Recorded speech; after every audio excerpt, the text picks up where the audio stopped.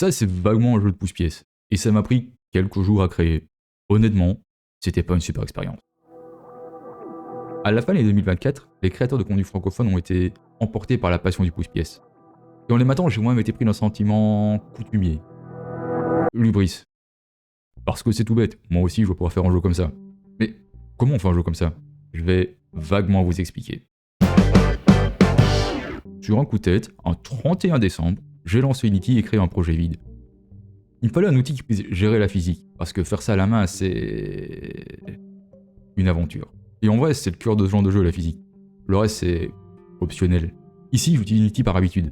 Mais n'importe quel moteur de jeu vaguement récent doit faire le taf. Bon, la première chose que je voulais faire, c'était une pièce. Et c'est quoi une pièce à part un cylindre? Je balance le modèle de cylindre par défaut d'Unity, je mets ça à l'échelle de manière à ce que ça ressemble vaguement à une pièce. Bingo. Et là le premier problème, les collisions. La forme utilisée pour les collisions, qu'on va appeler un collider, il n'y a pas de traduction en français, pour un cylindre, c'est une capsule.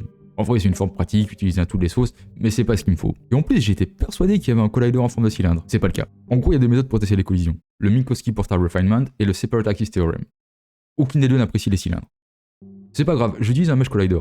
Un Mesh Collider, ça veut dire que la forme utilisée pour tester les collisions sera un modèle 3D. Ici, directement le modèle du cylindre. Ça demande un poil plusieurs sources, parce que forcément, il faut tester chaque triangle, tout ça. Donc j'ai ma pièce, et je lui ajoute un rigid body.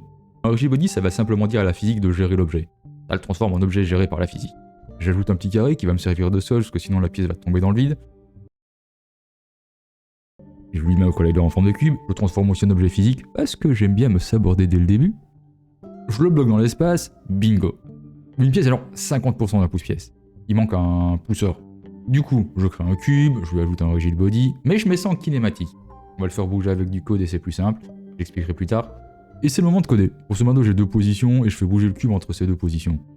Le code est super hasardeux, c'est un prototype. J'élargis un peu le cube et je m'occupe de la génération de pièces. Si tu appuies sur espace, ça va créer une pièce à un endroit aléatoire. Pas vraiment parce que la position en profondeur et en hauteur sera toujours la même, c'est horizontalement aléatoire. Vous avez saisi l'idée.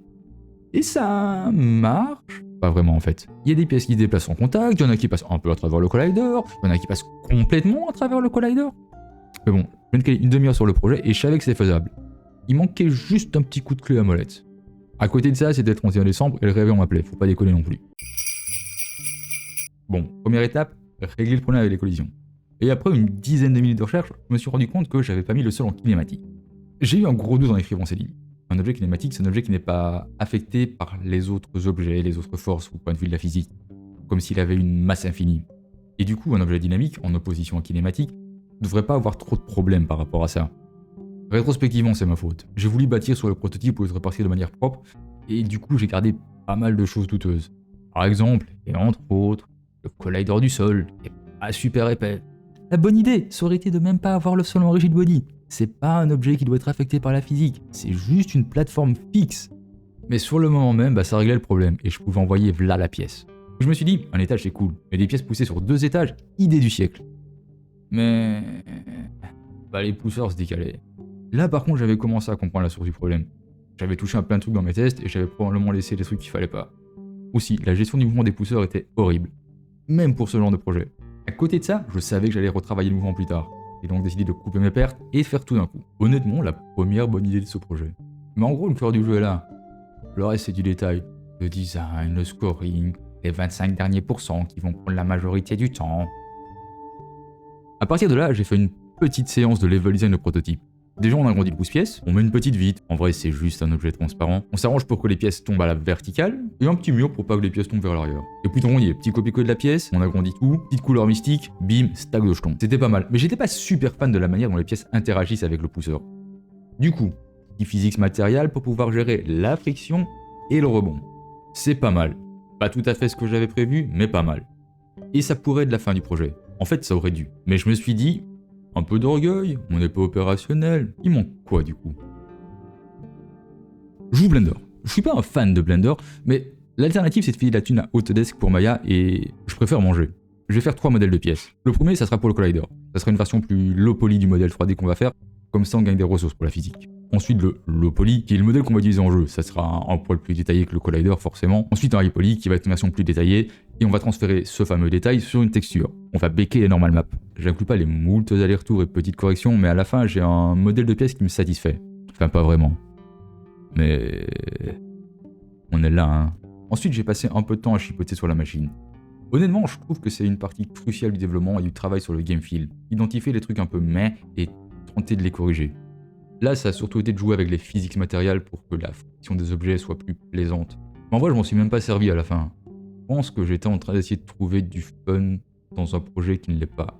Ensuite, je me suis menti à moi-même en me disant que finir le pousseur, ça allait régler les choses. À ce moment-là du projet, le pousseur fonctionne de la manière la plus simple possible. On a deux points, start et end, qui correspondent aux limites du mouvement. À chaque mise à jour de la physique, soit de 50 fois par seconde, on bouge le pousseur d'une certaine valeur, sa vitesse. Et on multiplie tout par une autre valeur qui sert de direction. Si la distance entre le pousseur et son point de destination est inférieure à... ici j'ai mis 0 point mais ça n'a pas d'importance, on inverse la direction. Si la destination c'est le point end, la destination ça devient start et inversement. Bon, déjà on va nettoyer un peu tout ça. Je veux que le pousseur ait d'un point A à un point B en une durée précise. Pour ça j'ai défini une durée, et je crée aussi une variable pour enregistrer le temps écoulé. Et à chaque mise à jour de la physique, j'augmente cette variable du temps écoulé depuis la mise à jour précédente. Parce que ça sera jamais vraiment un 50e de seconde. Le temps en informatique, c'est pas une science exacte. Là, je vais tenter d'expliquer assez rapidement le concept d'interpolation linéaire. En vrai, c'est assez simple, mais c'est toujours facile de dire ça assez simple. Il nous faut trois valeurs. On va dire début, fin et t. Ce sera une valeur comprise entre 0 et 1. L'interpolation linéaire, c'est la valeur envoyée par t entre le début et la fin. Si t vaut 0, ça donnera la valeur de début. Si t vaut 1, ça donnera la valeur de fin. Si t vaut 0,5, ça donnera une valeur à mi-chemin entre les deux. En gros, l'idée c'est ça. Et comme l'informatique c'est plutôt bien foutu, ça marche avec des points, des couleurs, n'importe quelle valeur numérique en fait. Mais ici, c'est les points qui nous intéressent. Bon, vu qu'on a notre point de début et notre point de fin, ce qu'il faut c'est trouver t. Et t, c'est le temps passé divisé par la durée. Je l'ai dit, c'est plutôt simple. Ça va forcer la position du pousseur de manière plus absolue. Je veux qu'à cet instant précis, le pousseur soit exactement là. Par contre, la transition est un peu abrupte. Et c'est là qu'intervient leasing. L'interpolation linéaire, c'est linéaire. Et leasing va permettre de fluidifier un peu tout ça. Je vais pas aller dans le détail, mais voici l'interpolation linéaire graphée, et voici la méthode que j'utilise. Dans l'interpolation linéaire, la vitesse sera constante. Ici, on est lent, rapide, lent. Et voilà, un pousseur tout propre. Ensuite, je copie-colle la pièce, encore une fois, la mets à l'échelle, petite couleur douteuse, hop, des stacks de jetons, c'est plié. Là, je me suis dit, bon, je vais quand même faire un petit niveau, histoire de mettre tout ça derrière moi. Je lance Blender, je vomis 3 modèles d'environnement, je les balance en jeu, je leur file une couleur vert. Je leur file une couleur. Bon, honnêtement, à ce moment-là, j'étais un peu saoulé par le projet. Je viens de caler quelques jours sur un pouce-pièce, et bah, c'est un pouce-pièce. Ça pousse des pièces. Est-ce que je suis vraiment en train de faire ça? Et c'est d'expérience un truc qui arrive souvent quand tu bosses sur ce genre de machine. C'est rarement un projet de passion. C'est difficile de trouver une forme de motivation pour la création. C'est juste un jour de plus à la mine. Contrepoint, c'est juste un projet rapide pour comprendre un jeu. Est-ce que je suis en train de faire ma drama queen? Je devrais pas être saucé de la sorte, c'est les 20 derniers mètres. Bon, quand faut y aller, faut y aller. Je relance Blender et je tente à nouveau de torcher rapidement un petit niveau. Avec des petits bevels, comme ça c'est super moderne, on n'est pas dans des formes cubiques. Je balance ça dans l'éditeur et puis c'est l'adaptation, s'assurer que tout fonctionne.